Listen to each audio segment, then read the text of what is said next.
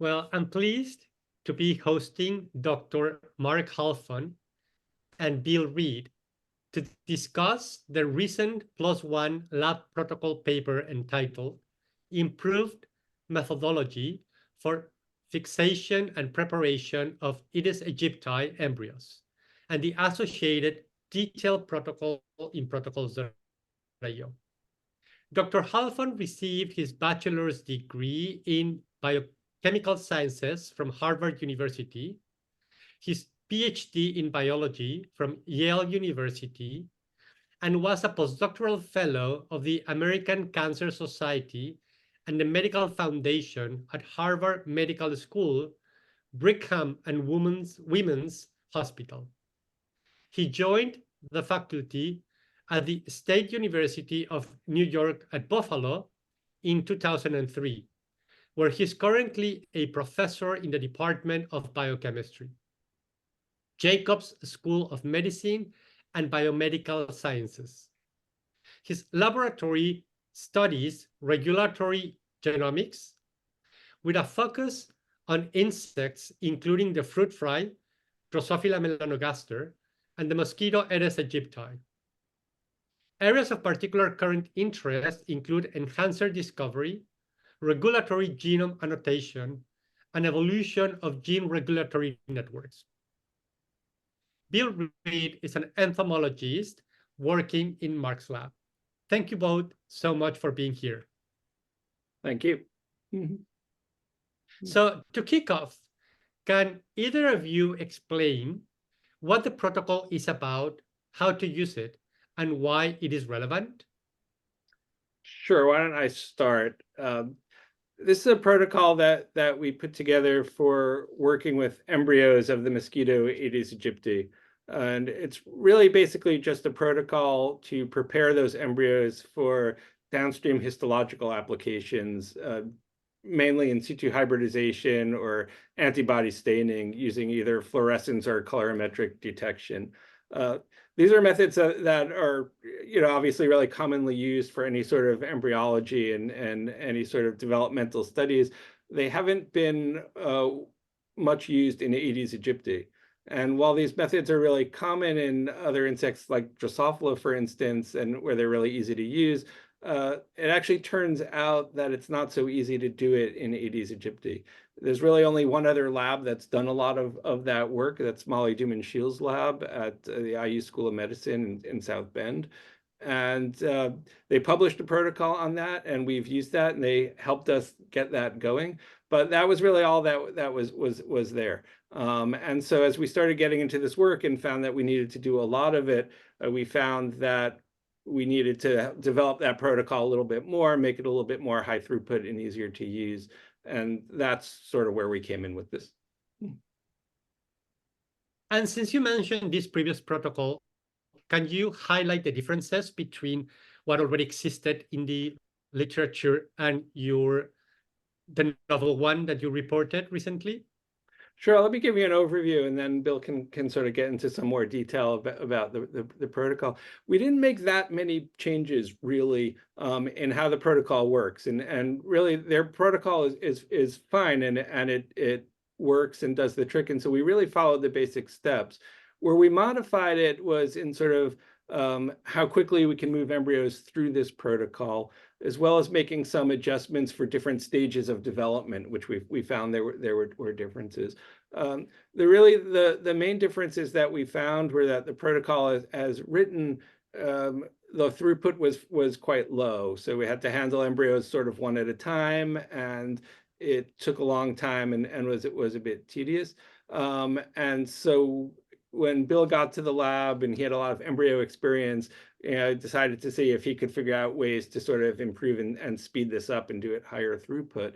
The other thing we found is just by following the written protocol, it was sometimes hard to visualize exactly what the steps were and exactly how everything should be. And so one of the reasons we published our protocol and put it together was to add video that should help make it easier to train and for other people to pick up on it. Because that was a real burden. And I would talk to Molly about the protocol that they had written, and she tried to explain, but really seeing something helps a lot to get it going and have someone. There's not always someone on hand to demonstrate it, and so that was an important consideration for us also. And going deeper into the protocol itself, what are the most critical steps? Yeah, I'll take this one. So among the most critical steps, adjusting the peeling methodology for embryos of different ages. This was something that was lacking in the description of the original protocol. For example, the early or mid or later stage embryos, they need different approaches for optimal removal of the vitelline membrane.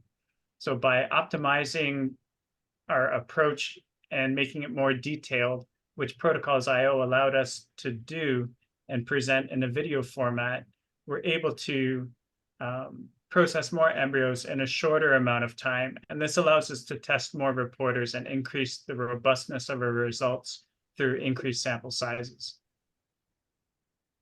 As you were optimizing the protocol, was there anything that you tried to optimize to improve the high throughput, but didn't work, and it is not then part of the final protocol?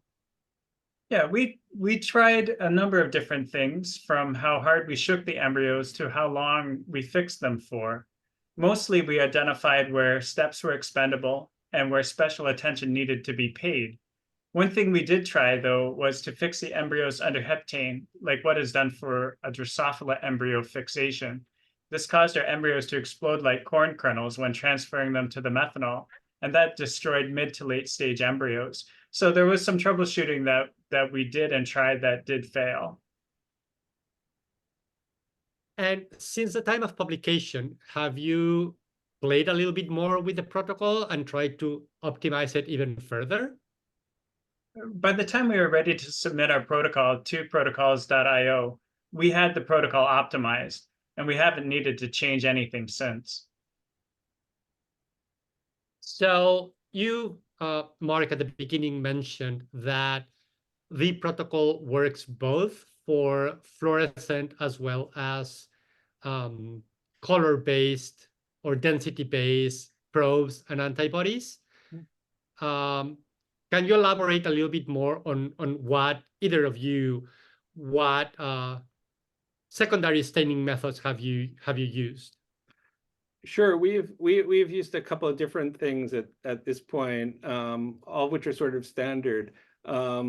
We have used fluorescence, both antibody staining, so sort of just directly conjugated secondary antibodies, with Alexa 488 and fluorophores like that. We've had very effective in situ hybridization using the hybridization chain reaction method for molecular instruments. That's worked really, really well. We've also done sort of standard colorimetric antibody staining using a DAB peroxidase type reaction. We usually use the Vector Labs ABC kit for that. So really very sort of standard detection methods. Those we haven't really adapted at all from sort of standard protocols. I think once the embryos are effectively processed and fixed and the vitelline membranes are removed, then they're amenable to any sort of standard downstream histochemical methods. And that's, we haven't really found that we needed to significantly adapt those at all over kind of standard protocols. And I don't know if this is going to be a wild guess, but do you think that the protocol can be extended with modifications to other species of mosquitoes? And if so, what do you think what changes would be needed? Yeah, so the protocol, there's really three main steps to the protocol: to get the embryos, fix the embryos, and then remove the vitelline membrane. It's really the first step that determines if the protocol can be extended to other species of mosquitoes. There are more than 3,000 species of mosquitoes, and only a handful have been successfully maintained in colony. And some mosquitoes, for example, Aedes japonicus and Aedes sollicitans, they need to be force mated in order to get the next generation if you're keeping it in a lab colony. And also egg collection varies from species to species. Some genera, such as Culicida and Culex, they lay their eggs in a raft, while toxobronchites actually lay their eggs mid-flight. So our protocol provides a good baseline for preparing mosquito embryos for staining, but extension of the protocol to other mosquito species needs to be done specific for that species. I see.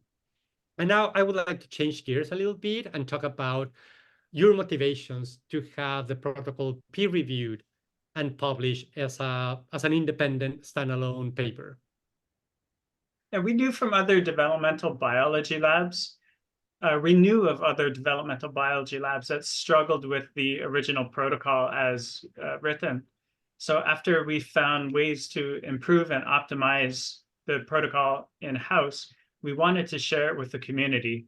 And protocols.io and getting it peer-reviewed through PLOS ONE, this was an ideal venue for it because it allowed us to clearly explain all of the steps and to provide video tutorials.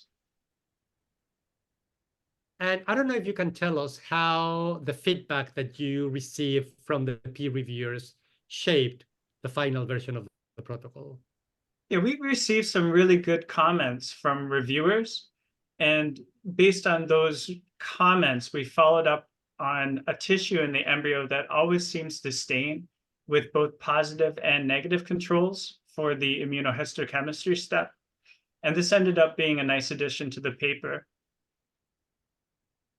Yeah, peer review is always nice. If I just chime in, and I know protocols.io has space for people to make comments and so forth, but you don't always get direct comments back, and people don't always bother to do that. Whereas you send for peer review, at least you're guaranteed to have a few outside people who look at it and give you that feedback there, and that's often very helpful.